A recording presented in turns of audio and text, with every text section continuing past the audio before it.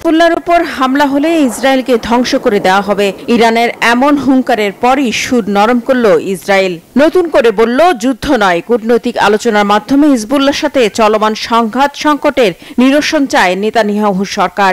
আর ইসরায়েলের এমন নমনীয় আচরণের পরই প্রশ্ন উঠেছে, শুধু কি ইরানের হুমকিতেই এমন অবস্থান বদলালো ইসরায়েল, নাকি আছে অন্য কোনো কারণও? এমন হুমকি তো এর আগেও দিয়েছে ইরান। তাহলে এবার কিসের জোরে ইরানের এমন হুঁশিয়ারি? বিশ্লেষকরা বলছেন, হিজবুল্লাহ আর হুতিদের দিনকে দিন সামরিক দিক থেকে শক্তিশালী হয়ে ওঠাও ইসরায়েলের পিছিয়ে যাওয়ার কারণ হতে পারে। কারণ অস্ত্র আর প্রশিক্ষিত সেনা সামন্তের দিক থেকে আগের চেয়ে অনেক বেশি শক্তিশালী ইরান সমর্থিত এই বিদ্রোহী গোষ্ঠীগুলো। শনিবার ইরানের জাতিসংঘের মিশন হুঁশিয়ারি উচ্চারণ করে জানায়, লেবাননে হামলা হলে ইসরায়েলকে ধ্বংস করে দেওয়ার যুদ্ধ শুরু হবে। আর তাতে হিজবুল্লাহ ও হুতি ছাড়াও যোগ দিবে ইরাক ও সিরিয়ায় থাকা ইরানের প্রক্সি প্রতিরোধ বাহিনীগুলো।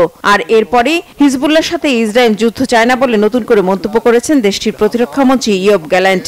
অবশ্য গেল সপ্তাহেও যুদ্ধ এড়ানোর কথা জানিয়েছিলেন তিনি। বিশ্লেষকরা বলছেন, গাজার যোদ্ধাদের তুলনায় সামরিক দিক থেকে অনেক বেশি শক্তিশালী লেবাননের হিজবুল্লাহ আর ইয়েমেনের হুতিরা। পরমাণু অস্ত্র বহনে সক্ষম মিসাইল রয়েছে হিজবুল্লাহর কাছে, যা আঘাত হানতে পারে ইসরায়েলের পরমাণু স্থাপনাতেও।